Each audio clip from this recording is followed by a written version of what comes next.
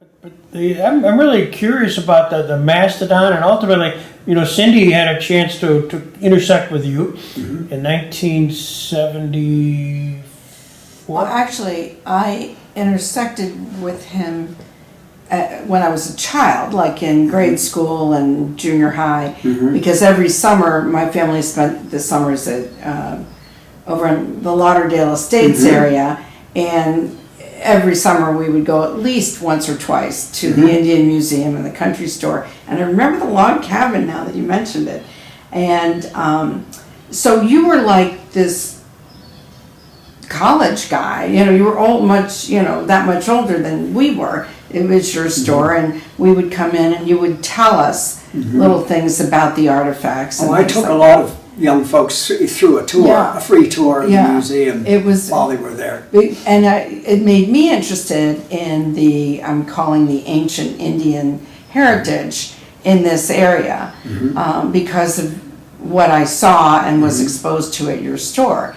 And then somehow I became aware that you were somehow involved in the mastodon dig in the bay. Now you said that was 58. I was only there looking over the spoil heaps for bones, which I gave then to Mr. Parsons, Professor Parsons. William Parsons. Okay. Yeah. And what kind of What was his actual name?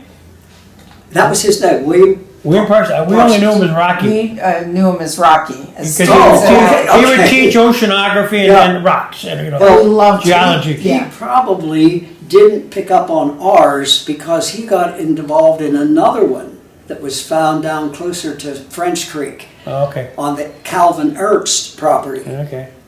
They were dredging there and found another woolly mammoth. Wow. And that's the big tusk that's in the museum at Conneaut Lake, down in the borough of Conneaut. So how did you start connecting with Rocky then, with Professor Parsons? Just there. I don't know if So he was involved in that? I wasn't involved with him like I was with Sam Harrison, because he would bring students out, and then I would go to his class, and then we'd take a car tour around, and I would point out archaeological sites for him in his geology class. So while you're running the museum and the country store, your hobby or your avocation, you're still like you've got radar for what's going on archaeologically in Crawford County. That's where I started to build my network, what I call my grassroots network. And I was so fortunate in having that. What turned out was I had access to so much more information. People would come into the store or the museum. Hey, Carl, what's this? And I would explain. But then, hey, are you cataloging your things? No, why that? Well, if you put a number on those, keep a record of where they found, they're a lot more valuable for those of us that are studying these things. So I was working that angle too. But pretty soon I had built up something like maybe as many as 30 or 35 of these people at any one time over the years that I was doing this. Knowing that you got a little bit of a time constraint, to do a little archaeology also on Cindy's site. How did that happen? How did they find that that was a site? What's the story there? It was quite an event. It was dynamite. It was a charge of dynamite. Now, who owned the property? Tusk up in the air and back down. And Sid Hill, the owner, took it to Professor Parsons. Okay. And he didn't apparently get interested. So about 2 years later, I thought, well, geez, he's not interested in this. But you knew about it. I knew about it, of course. And word gets around. And so I went to the property owner and I said, I'd like to do an archaeological dig here. And so one of my classmates in school was a surveyor, Henry Knapp, and he laid it out for our grid. So we dug it with a grid with unexcavated bulks between, so you have the stratification of the levels from which the artifacts are being found, or not artifacts in this case. We found only bones. But that was the project that Cindy got involved with as a senior paper project. So she became, though, a wetland archaeologist. Yes, indeed, I did. She skipped the above ground, went right to the wetland work. Well, she has, she read to me on the way down today her diary. She kept with Lynn Teitelbaum, and you're all over it. You and a guy named Ray Stewart. Ray Stewart, he worked for the company that did cash register. That's how I got to know him. He worked on our cash register. National Cash Register. And he was passionately interested in archaeology and developed his training up to a very high level. It's interesting because in the early days, the only thing that travelers saw were mounds or earthworks, either in the form of a donut-shaped embankment, maybe only about 3 or 4 feet high. That was to support the posts that could only be set a short distance in the ground by Native American technology. Yeah. So they had to do the extra. Those were scattered all over the countryside. And so fellows like Timothy Alden, the professor of Allegheny College, when he saw these and was the first to report them, he described the number of these circular embankments in French Creek Valley. And it turned out that one of those would have been the one in Cochranton, Wow. which locally was called the French Fort, because it was more romantic, of course, to consider that the French Fort rather than that bank. It was very visible in his field where he was cultivating. Well, it's interesting because, of course, Timothy Alden founded Allegheny College. And as I'm thinking of Allegheny, we haven't talked about Sam Harrison, and your connection with Sam, who was a connector with us. Sam, my connection really was just occasionally going with him and a group of students to see archaeological sites. Mm-hmm. And perhaps to show them examples. I might take along some artifacts of different kinds. So he did what was missing at Allegheny, because a small college like that couldn't afford an anthropologist. They had to focus on their main mission, of course, and that's why they're so well respected. But he filled in that area of anthropology, and I was able to help him out on that. And he helped me out by getting me a digger. Cindy and Lynn.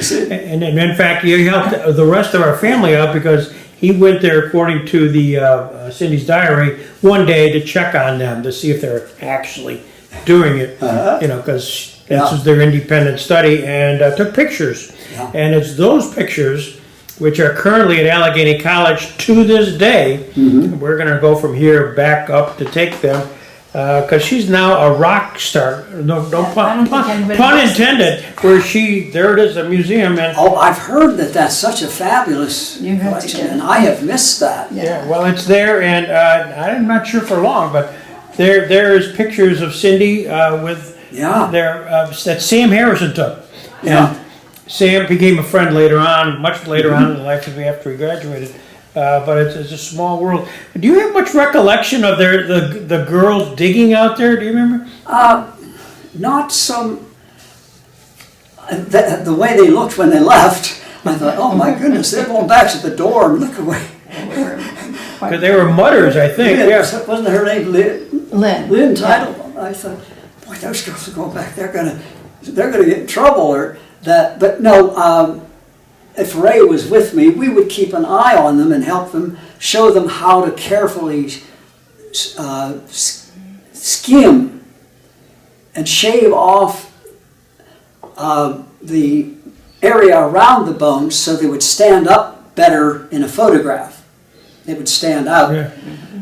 The stratification was peaked down about 8 or 10 inches, followed by a freshwater marl, clay, a very gummy clay that had the ability to preserve bones, because once they were in there, they were sealed off from oxygen and the critters that would attack them.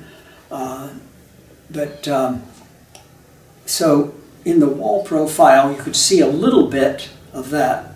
So we could call attention to them that here's the bones sticking out. And you see they're just at the line of demarcation between these two layers. So that was sort of instruction in stratigraphic geology. Yeah. And Sam would have appreciated that comment. So, and we tried to make sure that they realized how careful they had to be with the trowel to not hit the bones, because what we didn't have time to do was check the bones for cut marks. And when we ended our dig, we put all the bones, some of these ribs were that long, in plaster jackets. We put them in a little hollow area and then cap it with another layer. Sometimes we'd have to put a stick of some sort to strengthen, to give it some strength. All those went off. A friend of mine taught at a colleague as well, Jude Kirkpatrick, taught at Gannon. And he said, boy, I'd like to bring my students. We were starting to run out of steam. Ray and I had been at this for most of the 70s. And At that same location? Yeah, working just on this one site. Yeah. And anyway, I said, yeah, sure, why don't you come down? We left, we had sort of packed up, but we didn't fill our units in. And we left two ribs sticking out of the bulks, the sidewalls. And I said, well, you can start right there where there's the ribs for your students to see. Yeah. Now, whether he had time to do that or not, I didn't learn from him later on. But the bones that we gave him, the whole collection, went to Michigan to an expert out there at the University of Michigan that analyzed them. But he never took them out of the jacket. So they came back to Jude, and then they went to Carnegie Museum, and somehow they're there, not in the anthropology department. Jude and I had been field associates at Carnegie. That is, non-paid staff. We would take calls that came in from our respective areas, so they didn't have to send the staff archaeologist out to check a burial mound that happened to be a natural feature anyway. So that was common for us to do. So just on that site out there, you continued on after, Cindy and Lynn did their, and so that continued to be an active site for this during the 70s. Yes. And then at some point you ran out of steam, but there's product. And I say product, that's a bad term, but species, Package, whatever. Yeah, whatever you had. And so is it currently down in Carnegie? Yeah, the bones are there. But what happened was I met a fellow who was one of the leading archaeologists in the country. Just a second. Anyway, he looked over the site map and he said, I can't tell by the positioning of the bones if animals could have moved them or this is human butchering. He said, I wish I had a chance to look at the bones because he had worked at the Buffalo Museum and they had dug a site called Hiscock, and there were a lot of bones there, but the fellow that dug it was a paleontologist, and this person, whose name will come to me, saw the scratch marks, the butchering marks, and he then said, well, I would see him at conferences and that. He'd say, boy, Carl, I'd love to see those. So I've been trying to have them located. They've got to be in the paleontology department. I have one fellow that's a preparator working on it, but I have to get to the curator and see if he or she can do a really full-blown search. Some of them are that long, Wow. about that big around, so. So there's sort of like Paul Harvey. There's the rest of the story to be told. Yeah. Mike Gramley is the professor that I was. Okay. If you had to kind of recap, explain to Cindy, here she was a moment in time there at this site. By the way, what's the name of the site? Do they have a name to the location where you dig? The R's up there, Sid Hill. The name it's Sid named Hill. after that Sydney Hill. Sydney Hill. Is there anything there that evidences where it was? There's probably more creatures in that one. That bog is pretty good size. So it's in. It was probably a couple acres. Yeah. And the aerial photographs show it as a black area. Yeah. So I would say that an archaeologist should go back and start right where we left off. There was an intersection of ditches. And before we knew where to dig, and before we had it laid out to dig, I built a cofferdam, a portable cofferdam out of sheets of plywood, put them down in the ditch, in the water, bailed it out. I have pictures of one of my bailings. So this was maybe the first low-tech below water excavation of that type. So when I got the water out, then I could trowel the floor. I found little scraps of bone, but nothing really significant. I did 3 of these, and I still have the items. But anyway, it indicates that we were just in the one southwestern quadrant. All 3 other quadrants could be even more productive because we were apparently right on the edge of the lake. There was a little stream coming down there that might have been the source, bringing fresh water. And water, of course, is important to those Ice Age animals. They're like the elephant of today. 25 gallons of water is needed for consumption each day. Now, the identification of the animal, it's a mastodon, right? Yeah. Mastodon. And the difference between, just for the camera, a mastodon and a mammoth is what? If you have the tooth, you're in luck. Okay. They're so different. Okay. The mastodon tooth is like ours with cusps. And they browsed on tree branches and shrubs and things, but not grass. The grass grazers were the woolly mammoth, and their teeth have flat plates of enamel layers so that they can grind the grasses. So this being a mastodon, because of the identification of the teeth, what time frame would you suspect that was there? I mean, what's our time frame? The ice melted away. The area was covered by ice clear to about to Butler, Butler County at least. Anyway, this area was freed probably around 14,000 years ago, okay? And then the tundra reasserted itself, came along the side, was already there, it just moved. Then the trees slowly moved in, and they came in stages.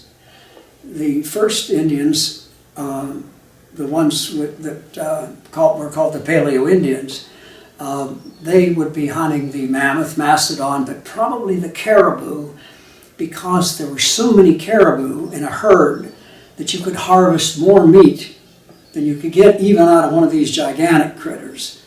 So most archaeologists feel that that was the target game, the mammoth and mastodon, a nice extra. Yeah, there was a map that showed Cindy's and your site. So for the camera we can see that. I have better shots that we'll be using. And that's okay. We got that. Okay. Yeah. Are you on? Yeah. Oh. So that is now. This is the actual location. Is if you had to describe it. That's what they call in situ in archaeology. That's right where it was found. That's where you want an item. You don't want it outside of its context, its environmental context. But were you looking for human existence? Yes, we were really out to find one of those points. Yeah. That's what we were after, Ray and I. talking to Greg about that and how important it is to you. And he too appreciates history from the, original journals and diaries of. Hence his interest in. Yes. Well, my wife, that's the only reason I married her was because she'd been out in bogs. She'd been in a bogs with you. She was an archaeologist. Yeah, absolutely. Yes. Very casual and informal, and therefore slow over the years. I don't think he understands our gung-ho, let's get the show on the road attitude. He figures, I guess, that good old Sid, that's what we referred to the animal. I don't know if Lynn and I ever told you that. We kept calling it Sid. If Sid has been in the ground for 11,000 years, what's a few more? It won't upset him. However, Lynn and I see the rapidly approaching end of the term, and we want to get as much done as possible. I think we might have pressured Mr. B into working on this maybe more than he originally planned. I love it. I love it. Isn't this funny? So That's then, human interest. It really is, Human yeah, interest that's right. material. Yeah. That's right. That's human It interest. says, Professor Burkett left us alone to dig for a while. It really amazes us that he trusts us alone out here in the field like that. We are always asking so many questions that I think it would be obvious that we aren't 100% sure of what we're doing. I'm just glad that we didn't come up with anything even semi-valuable, as I would not want to lose his trust. So we obviously respected you. We enjoyed working with you. And at the very end, I said in this journal, and there's some other very funny comments about the others. I said, it's really too bad that the extent of our study now ends here. We only wish we could have begun the project earlier in the term to enable us to get more done, but we were hampered in the beginning by the weather. All in all, this has been a most enjoyable experience and very educational. Through this independent study project, we've been able to learn about and experience a completely new field about which we had no prior knowledge. So thank you from the bottom of my heart. That should be a video in our museum. Oh, well, we're That should happy be to on comply. video. Oh, yes. Well, there would be Because other... that's human interest. That's right. That's Yes. the actual work in progress. It was amazing. And the experience in progress. See, well, because of you, Yeah. well, I do have a bad reputation, though. good. For what? Because up in New York State and in other occasions, I've been noted to give kisses to the girls. Good for I you. always carry We never got any Hershey's. I kisses. carry Hershey's Kisses. Oh, that's cute. That's I cute. always carry Hershey's Kisses. We never got any if you kisses hear that of I'm any critici- kind. If you hear that I'm criticized, it's my passing out of Hershey's Kisses. But I do get a little unusual expressions from the guys. I don't dare hand them one of these, you see. Well, you brought us coffee. I mentioned it in here too, that you did bring us a snack one time when we were working. Yeah. So anyhow, Well, I that think... was awfully cold when we started up there in April in New York. Yeah, Oh, yeah. we needed those Hershey Kisses, I'll tell you. So there's some discussion about the day that the tooth was found, and that you said it was a mastodon. So that may be of interest to you Yes, see, too. I could tell by the shape, the cusp. So all I needed was that little piece. That was enough. Yeah. If it would have had that flat surface with all those Yeah. plates, it wouldn't have been that.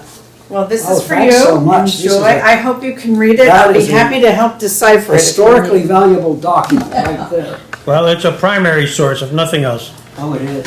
Well, first of all, we got to make sure we get a picture of the two of you. Oh, yes. Oh, yes. And I got to, most importantly, I've got to get this back to you so that doesn't get lost in Well, the this will shuffle. be in the, well, actually, I hope to have an even better one than this.